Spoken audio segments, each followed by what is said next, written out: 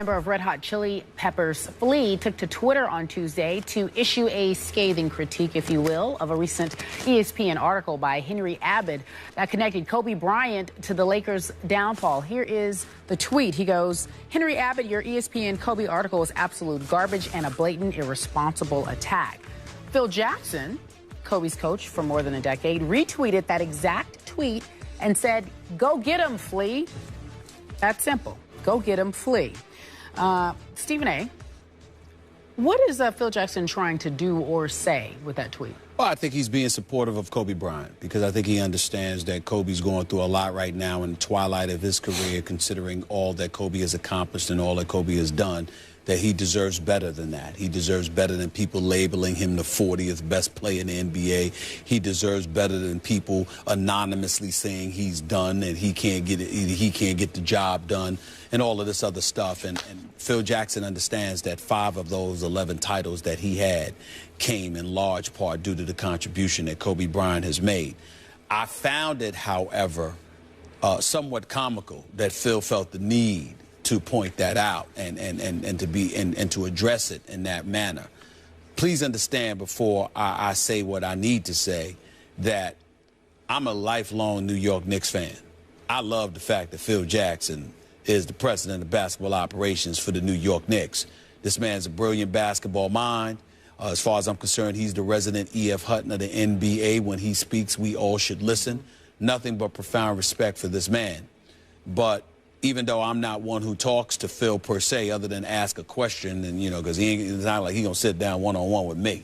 One of the reasons that he may be a bit hesitant to do so is because I was never shy in the past about pointing out the last season, A Team in Search of Its Soul. His book. That was the book written by Phil Jackson in the aftermath of the 2003-2004 season when he had departed as coach of the Los Angeles Lakers.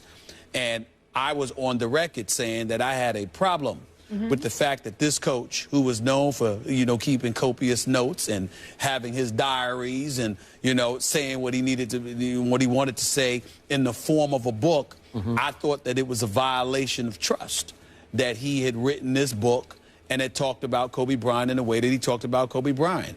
I think one quote in there is where Phil was saying, according to excerpts of the book, he went to Mitch Kupchak, said, "I won't coach this team next year if he is still here. He won't listen to anyone. I've had it with this kid." Talking about how he wanted Kobe Bryant traded. Talking about how there was, he tried to trade Kobe Bryant in the 1999-2000 season for Jason Kidd and Sean Marion. Ultimately pointing out some of the things about Kobe Bryant being a headache, etc. Well, one could argue that the article by Henry Abbott, one could argue that some of the things that have been said in a less than flattering manner about Kobe Bryant over the years is due in large part to revelations given to us by Phil Jackson. Because we understand that Kobe Bryant and Shaquille O'Neal butted heads, and Shaquille O'Neal was never shy about how he felt about Kobe Bryant at one time, and vice versa with Kobe Bryant feeling that way about him. But that's not enough to attach a strong level of credence and credibility to arguments against Kobe Bryant if it wasn't substantiated by one Phil Jackson. So in the end, to see him give this quote, I get it. He's qualified. Who am I to question the great Phil Jackson? The only issue that I have ever had with this man in his illustrious career as a coach in Chicago and in L.A., profound respect for him to this day. Love the fact that he's a member of the New York Knicks. But I never felt it was right for him or any other coach to coach a team filled with players, ask for their trust, garner their trust, then turn around and write a book about it. I've always had an issue with that, and I always will. So, E.F. Hutton wrote in his book, Kobe is, quote-unquote, uncoachable. At that time, yes. E.F. Hutton said that. He did say Were that. you listening? Yes, I was. Okay. So that's on the record. It's for posterity and print in that book, right? Let's remind the world that he wrote it, retired, and came back. And coached. And coached the uncoachable. And got 2 more rings. Yeah. Let's make sure we remember that. All right. Go ahead. I covered Phil Jackson in my days as the columnist for the Chicago Tribune. Had a couple sessions with him, got to know him a little bit, loved him, but was a little wary of his ways and means that he motivated his team with. The Zen master could be the spin master when it suited his purposes. Sure. And apparently, when he returned to the Lakers, he was able to convince one Kobe Bryant, I was just trying to sell some books. You know, like he obviously got back in Kobe's good graces, right? Because they won together, correct? Sure. I mean, Kobe could have been so alienated that he could have refused to play for Phil Jackson. Yeah. Because that's scathing right there, right? That was some strong stuff. And he was so pro Shaq at that time in the book.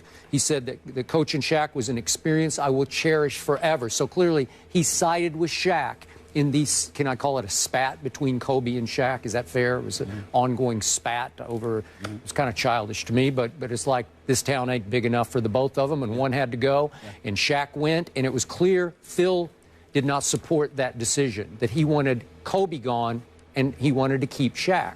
So somehow it came full circle to where he successfully was able to coach Kobe. And I'm not, like this tweet we're talking about. Yeah. It's possible that Phil is merely supporting his friend Flea in this tweet. Like, go get him, Flea. Like, go Flea. That doesn't necessarily mean he's supporting. No, how is that him not supporting Kobe? Well, we don't know. Supporting Kobe. But yeah. he could be laughing, saying, go Flea, go, like go get him, because it's funny to Phil. Well, I don't agree with that. I think that Phil is supporting Kobe Bryant because I think that they rekindled their relationship. I think a lot of conversations took place, and I think in some respects both saw the error of their ways, because it's not like Phil was lying about Kobe. Kobe can be difficult, and Kobe knows that. But at the same time, one of the things you can never say about Kobe is that he's not trustworthy when it comes to keeping things in house. He certainly never spoke against Phil. Yep. Kobe Bryant is always, and listen to Kobe Bryant, he always said this: I have nothing but respect for Phil Jackson, the coach. You know what I'm saying? He didn't say anything about the man or anything. I don't know how he feels about Phil Jackson as a man, as whatever. But I know that in all the years that I've known Kobe, I know two things. He has always respected Phil Jackson. He has never spoken against Phil Jackson, the coach. And when it comes to Shaquille O'Neal, he, until recently, until a few years ago, he has never liked Shaquille O'Neal. From the time that Shaquille O'Neal, Kobe has never liked Shaquille O'Neal. From the time Shaquille O'Neal tried to slap him at Loyola Marymount, I think, or Pepperdine, wherever it was, you know, when Kobe first was drafted.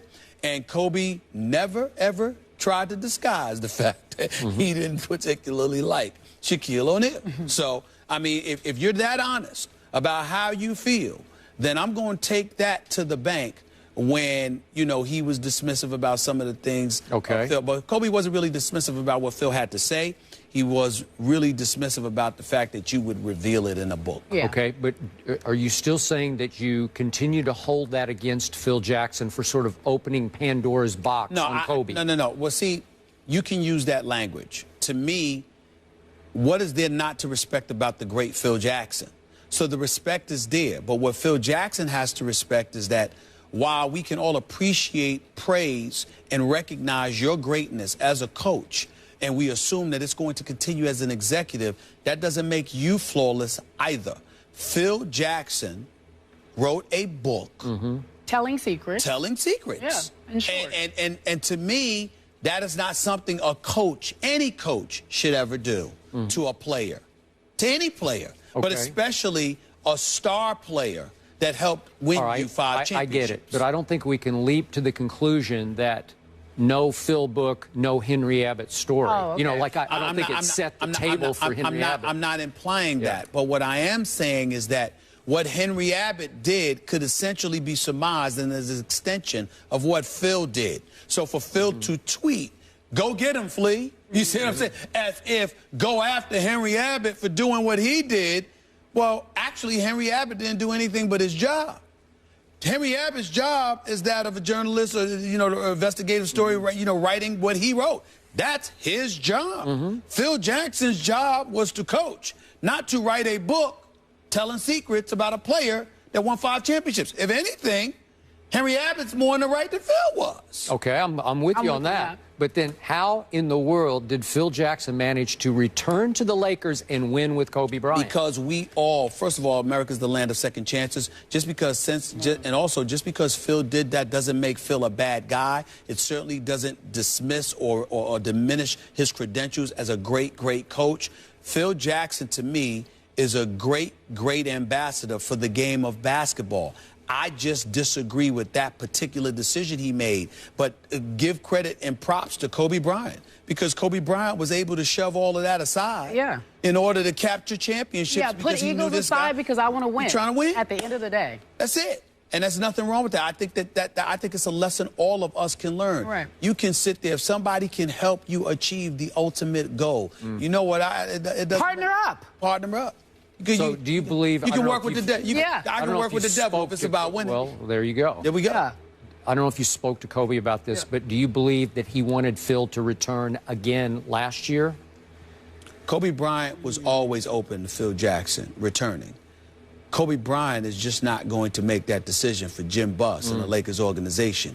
He lets them know how he feels, and he leaves it up to them. But keep in mind, Mitch Kupchak and Jim Buss have both basically said, this is our organization, players play, we run the organization.